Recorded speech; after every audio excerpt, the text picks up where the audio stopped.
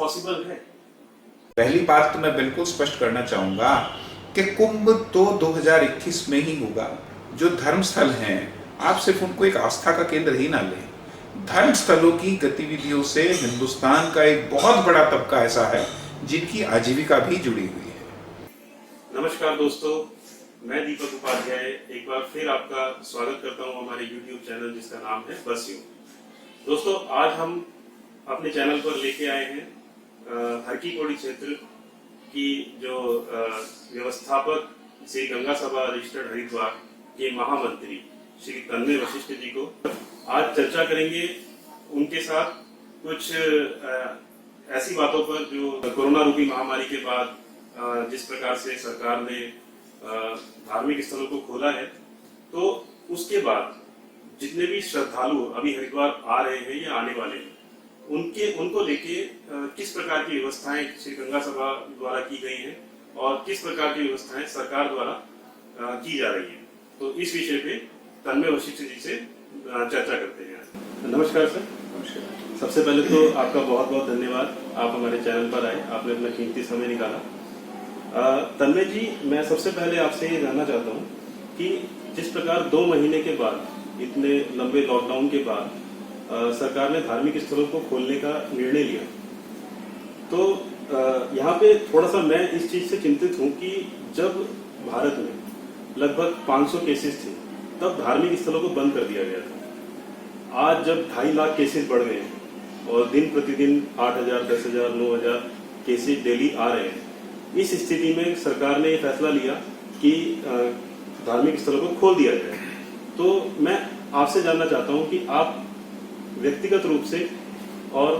धार्मिक स्थल से जुड़े होने के रूप से आप कितने सहमत हैं सरकार के इस फैसले से? देखिए, 2-3 चीजें बहुत महत्वपूर्ण है। सबसे पहला तो ये कि जब सरकार ने लॉकडाउन का निर्णय लिया तो सिर्फ धर्मस्थल ही नहीं, अभी तो जितने भी व्यवसाय हैं, जितने भी गतिविधियां हैं, सब पर सरकार ने रोक लगा दी थी। वो चाहे फैक्ट्रियां हों, वो चाहे बाजार हों और चाहे वो हॉस्पिटल्स हों, सबकी जो गतिविधियां हैं उन पर रोक लग गई थी। और उनमें से धर्मस्थल भी एक ऐसा धर्मस्थल जितने हैं हमारे, वो भी उसी श्रेणी में आया और धर्मस्थल पर केंद्र सरकार ने रोक लगा दी आम श्रद्धालुओं के धर्मस्थल में प्रवेश पर। और जो जहाँ तक की ये बात है कि जो सरकार ने अभी हाल ही में 8 जून से आम जनता के लिए, आम श्रद्धालुओं के लिए धर्मस्थलों में प्रवेश पर से रोक जो हटाई है, हमारी नज़र में निश्चित रूप से एक बहुत महत्वपूर्ण और एक स्वागत योग्य निर्णय है। क्योंकि धर्मस्थलों में प्रवेश पर रोक हटाने से पहले सरकार द्वारा बाजार भी खोल दिए गए, सरकार द्वारा फैक्ट्रियां भी खोल दी गई, सरकार द्वारा आम जितनी भी गतिविधियां हैं उन सब पर से रोक हटा दी गई और उसी क्रम में सरकार द्वारा धर्मस्थलों से भी रोक हटाई गई। देखिए, जब हम बात करते हैं कि जो धर्मस्थलों पर केंद्र सरकार ने रोक हटाई है, उसके जब हम उस निर्णय के पीछे जाएं तो हमें ये भी देखना पड़ेगा कि जो हिंदुस्तान है वो एक धर्म और आस्था प्रधान जो है वो देश है। और आम जो जनमानस है, शायद मैं मानता हूँ कि वो अपने दिन की और अपनी हर गतिविधि की शुरुआत है, सर्वप्रथम वो जिस भी ईश्वर को मानता है उस ईश्वर के आगे माथा टेक के, उसकी आराधना करके अपने जीवन की, अपने दिन की और अपने कारोबार की शुरुआत करता है। और कहीं ना कहीं हमारे समाज में, हमारे देश में ईश्वरीय शक्ति एक वो ऐसी शक्ति है जो हम सबके अंदर एक वो विश्वास जागृत करती है कि हम किसी भी परेशानी से, किसी भी संकट से हम लड़कर और उसको हरा कर निकल सकते हैं। साथ ही साथ जो धर्मस्थल हैं, आप सिर्फ उनको एक आस्था का केंद्र ही ना लें। धर्मस्थलों की गतिविधियों से हिंदुस्तान का एक बहुत बड़ा तबका ऐसा है जिनकी आजीविका भी जुड़ी हुई है और निश्चित ही ये गतिविधियां उनकी आजीविका को भी प्रभावित करती है। और आप जानते हैं कि 2 महीनों के लॉकडाउन ने निश्चित रूप से हमारी अर्थव्यवस्था पर बहुत बड़ा फर्क डाला है और साथ ही साथ जो आम जनमानस है उसको एक झकझोर कर रख दिया है और कहीं ना कहीं वो अपने भविष्य को लेकर चिंतित है। और इसी क्रम में सरकार ने धीरे धीरे इस लॉकडाउन को समाप्त करने का ये जो फैसला लिया है, ये स्वागत योग्य है। और जहाँ तक कोरोना महामारी और इसके संक्रमण का विषय है, तो इससे लड़ना ही इसका एकमात्र इस समय उपचार है। हम सभी को स्वयं में सावधानियाँ बरतनी पड़ेंगी।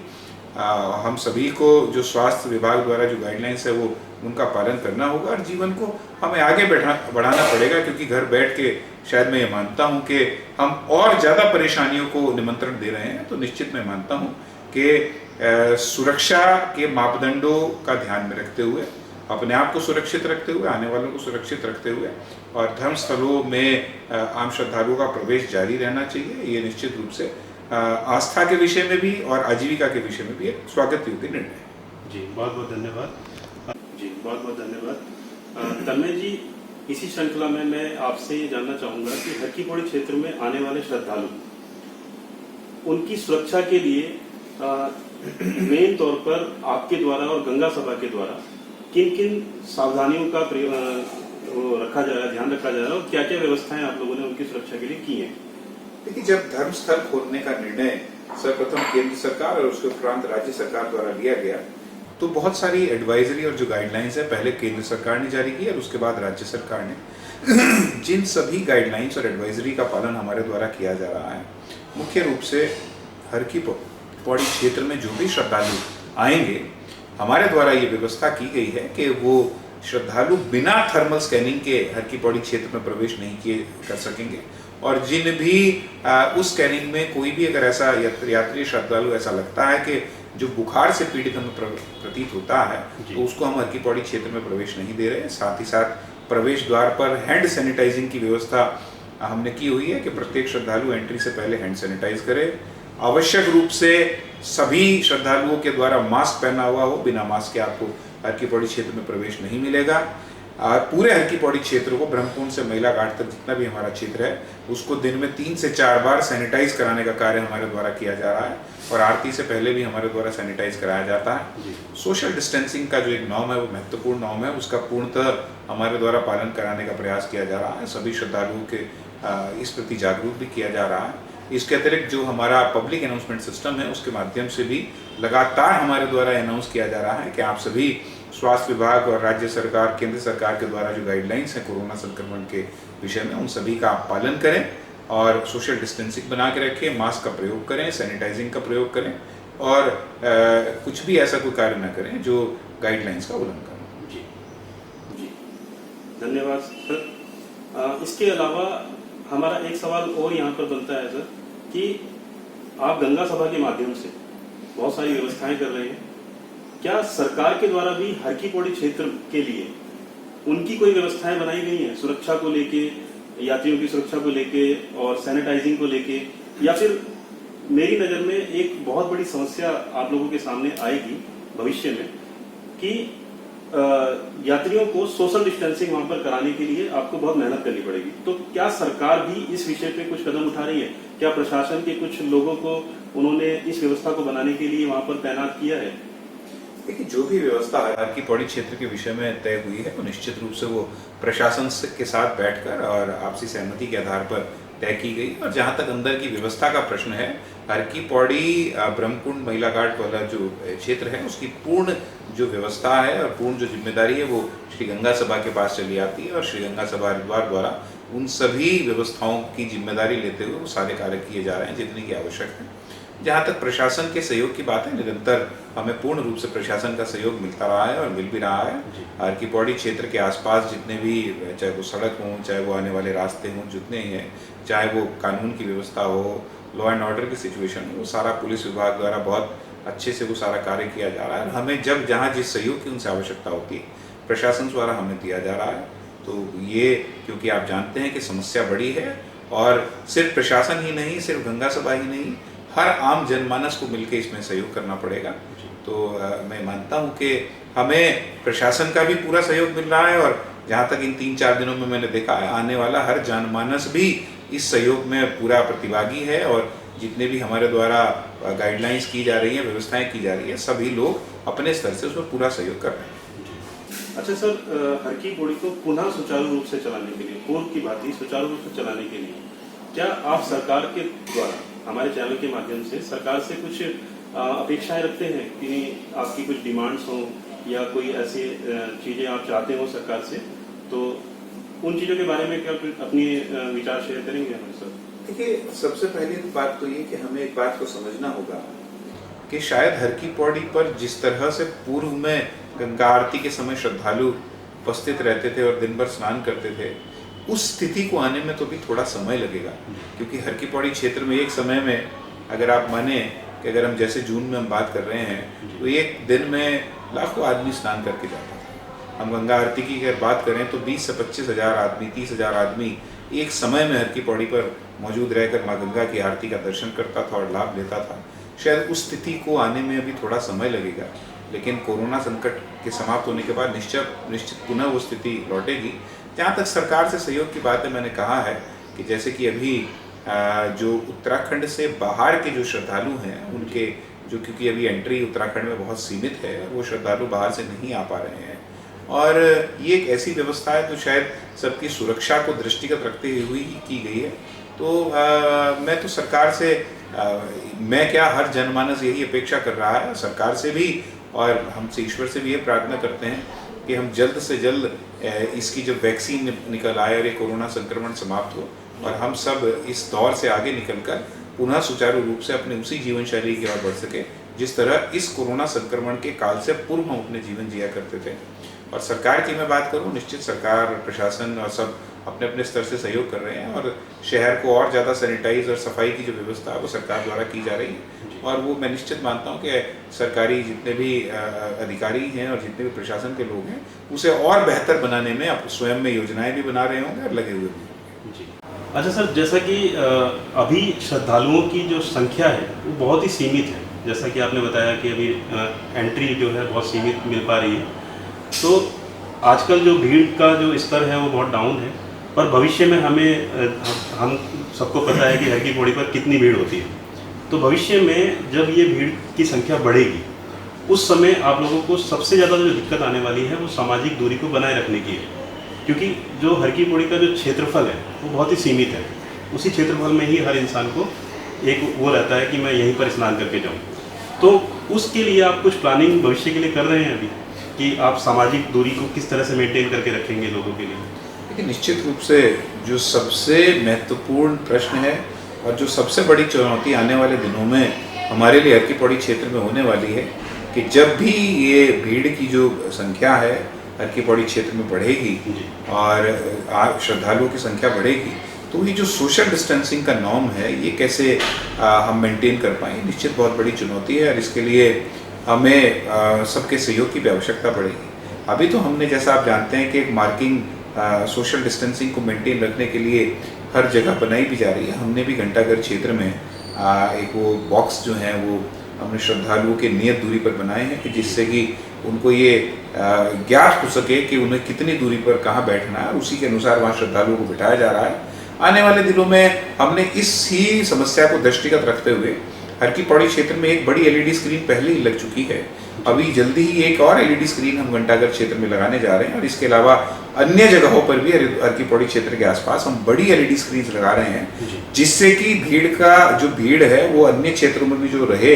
वो माँ गंगा की आरती का दर्शन उस स्क्रीन पर लाइव कर सके, और हमारे द्वारा वो लाइव प्रसारण माँ गंगा की आरती का उन स्क्रीन पर किया जाएगा। और वर्तमान में भी हम अपने फेसबुक और यूट्यूब के चैनल जो कि श्री गंगा सभा के नाम से है, उस पर हम आरती का प्रत्येक दिन लाइव प्रसारण कर रहे हैं, और बहुत सारे लाखों श्रद्धालु रोज माँ गंगा की आरती का जो दर्शन है वो रोज हमारे फेसबुक और यूट्यूब श्री गंगा सभा के नाम से जो है उस पर कर रहे हैं। और अब हमारी योजना, और बहुत जल्दी 1-1.5 महीने के अंदर कई सारी स्क्रीन्स भी हमारे द्वार क्षेत्र में लगाने जा रहे हैं, जिससे कि जो आम श्रद्धालु है जो हर की पौड़ी क्षेत्र के आसपास मौजूद हैं, जो लोग हैं, वो माँ गंगा की आरती का जो दर्शन है वो कर सकें। तो मैं अपने दर्शकों को बता देना चाहता हूँ कि जो लोग माँ गंगा की आरती देखना चाहते हैं, मैं श्री गंगा सभा का जो यूट्यूब का चैनल है उसका डिस्क्रिप्शन में हमारे लिंक दे देंगे, और फेसबुक का भी हम लोग लिंक दे देंगे उसमें, तो जो लोग वहाँ पर दर्शन करना चाहते हैं माँ गंगा के, वो अभी से कर सकते हैं हमारे डिस्क्रिप्शन में जाके। अच्छा सर, इसके बाद एक सवाल उठता है, जैसा कि सभी जानते हैं कि 2021 में महाकुंभ होना है हरिद्वार में, तो क्या संभव है 2021 में महाकुंभ आज की परिस्थितियों को देख के? जैसा कि पिछले दिनों कुछ चर्चाओं में हमें सुनने में आया, सरकार जो है इस चीज पे विचार विमर्श कर रही है कि 2021 के कुंभ को 2022 में पोस्टपोन कर दिया जाए,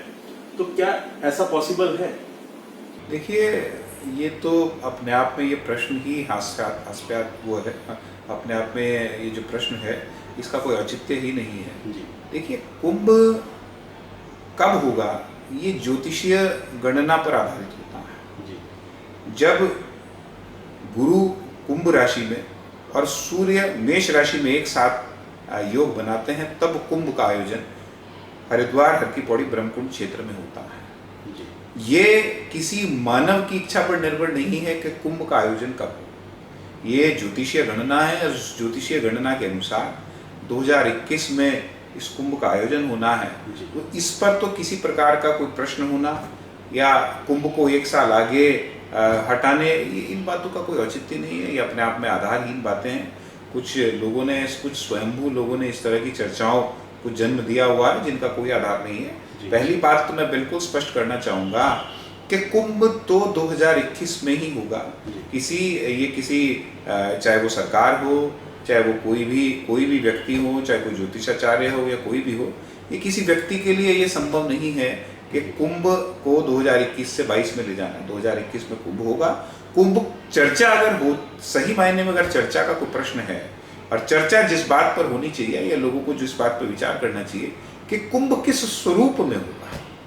कुंभ का क्या स्वरूप होगा, क्या कुंभ की व्यवस्थाएं होंगी, ये तो एक चर्चा का प्रश्न है, ये तो एक चर्चा का विषय है कि उसी के अनुसार हम सबको कार्य करना है। लेकिन कुंभ 2021 की जगह 22 में होगा, ये तो कोई तय संभव ही नहीं है। ये आप सब निश्चित इस चर्चा को आप इसका विराम समझें, इस चर्चा को कोई औचित्य ना रखें कि हर हाल में 2021 में ही कुंभ होगा। श्री गंगा सभा द्वारा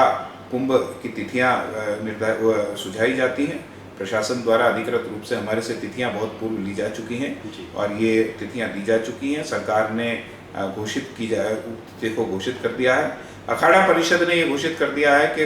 वो किन किन तिथियों पर अपना शाही स्नान करेगा और अब इस विषय का कोई चर्चा का विषय शेष नहीं रह जाता। और जहाँ तक कुंभ 2021 के आयोजन की भव्यता या व्यवस्थाओं का विषय है, देखिए अभी हम सब जानते हैं कि कहीं ना कहीं इस कोरोना संक्रमण की वजह से 2021 कुंभ की व्यवस्थाओं पर थोड़ा सा एक अवरोध उत्पन्न हुआ है। लेकिन मैं पूर्णतः आशावान हूँ कि जल्दी ही 2-3 माह के अंदर हम इस कोरोना संक्रमण से निकलकर और जो कुंभ है हम उस कुंभ को उसी भव्यता के अनुसार मनाएंगे। और जहाँ तक मैं समझता हूँ कि वर्तमान में भी कुंभ के काफ़ी सारे कार्य चल रहे हैं और हमारे द्वारा भी हर की पौड़ी क्षेत्र में जो कुंभ से संबंधित कार्य हैं उनका वो कार्य किया जा रहा है और शीघ्र अतिशीघ्र बहुत सारे और भी कार्य हमारे द्वारा प्रारंभ होने वाले हैं। तो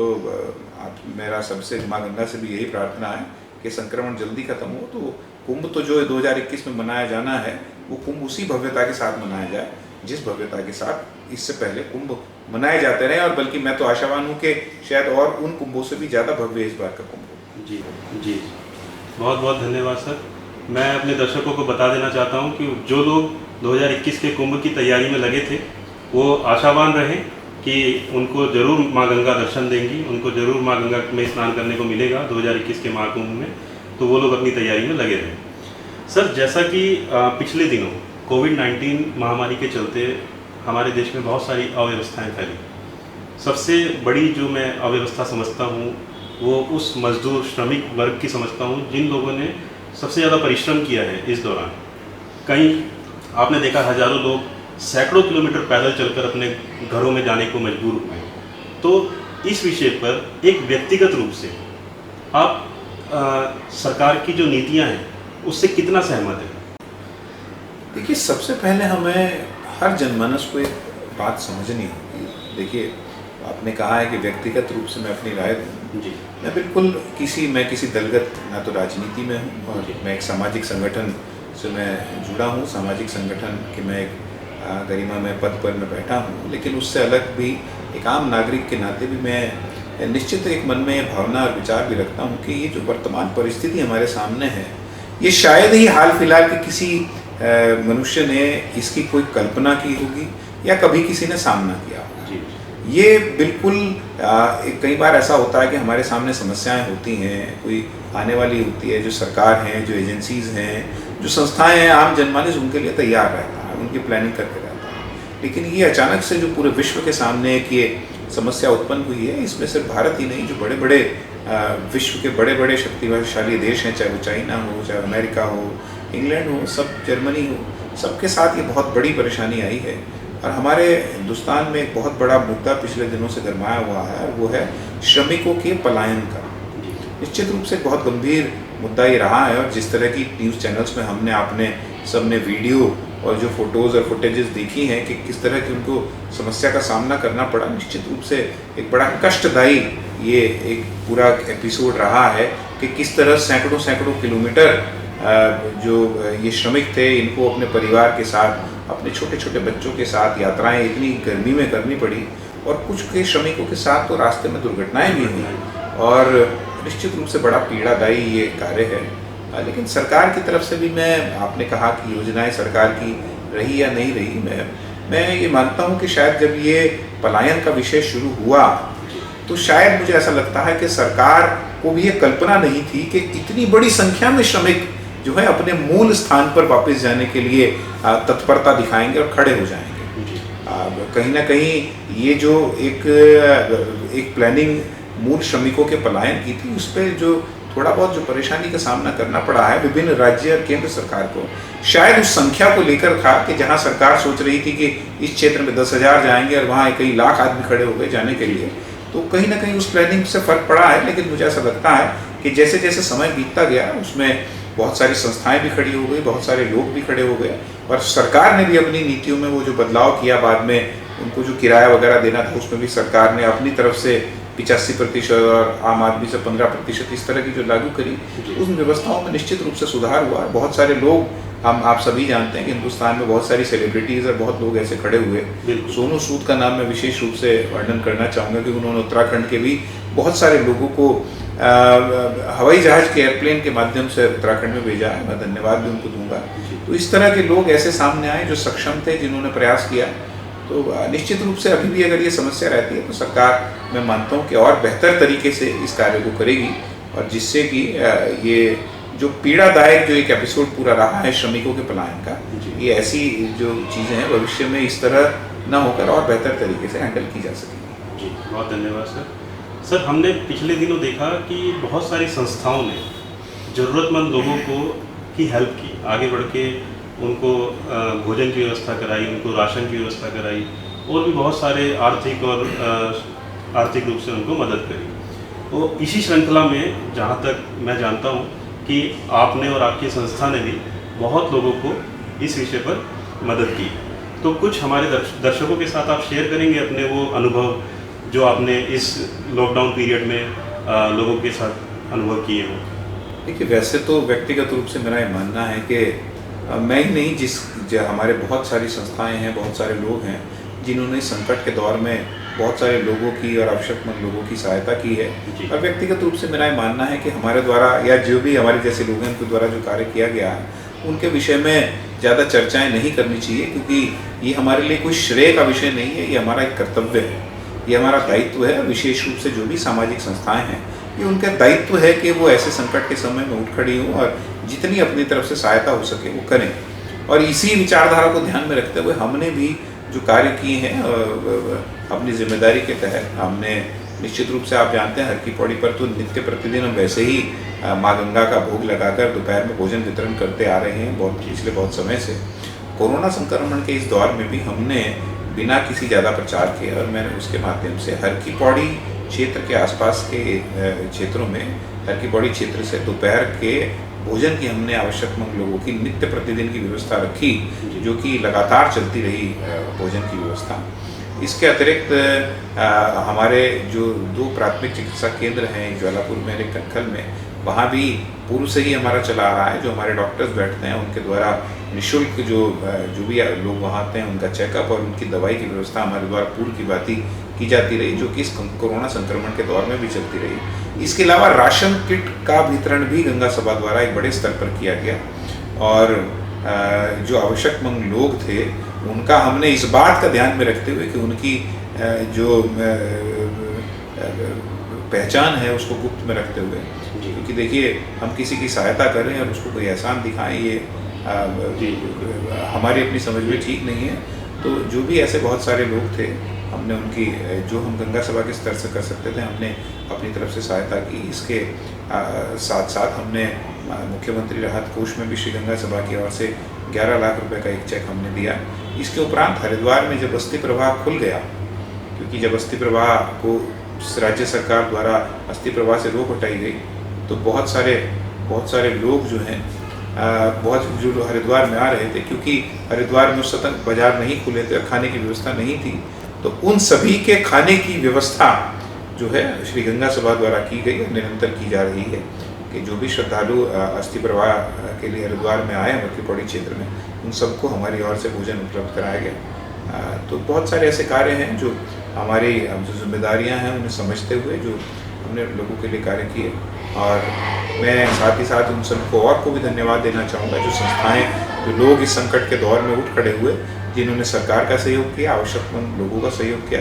उन सभी का भी मैं आज आपके माध्यम से धन्यवाद करना चाहूँगा। और भविष्य में भी वैसे तो माँ गंगा से प्रार्थना है कभी इस तरह की कोई समस्या उत्पन्न ना हो, लेकिन अगर समस्या कोई उत्पन्न होती है तो निश्चित रूप से हम सब मिलकर इस ऐसी समस्या के दौर में जो आवश्यकमंद लोग हैं उनके लिए कार्य करने का प्रयास करेंगे। बहुत धन्यवाद सर। सर, अंत में मैं आपसे जानना चाहता, आपसे एक हर की पौड़ी के व्यवस्थापक के रूप मैं ये चाहूँगा कि आने वाले भविष्य में जो आने वाले श्रद्धालु हैं, आप उनके लिए कुछ संदेश या सुझाव देना चाहेंगे हमारे चैनल के माध्यम से? देखिए, सबसे महत्वपूर्ण संदेश तो मैं जो आम जनमानस से को देना चाहूँगा, और मैं उनसे प्रार्थना निवेदन भी करना चाहूँगा। आपने देखा होगा इस कोरोना संक्रमण के दौर में जो पूरे हिंदुस्तान ही नहीं पूरे विश्व में एक बहुत बड़ा चर्चा का केंद्र बना कि किस तरह से माँ गंगा ने अपने आप को स्वच्छ और निर्मल कर लिया। किस प्रकार से इस लॉकडाउन में जब लोग अपने घरों में कैद थे और जो मानवीय गतिविधियां हैं वो बहुत सीमित थी, किस प्रकार माँ गंगा का जल इतना निर्मल और इतना स्वच्छ बहा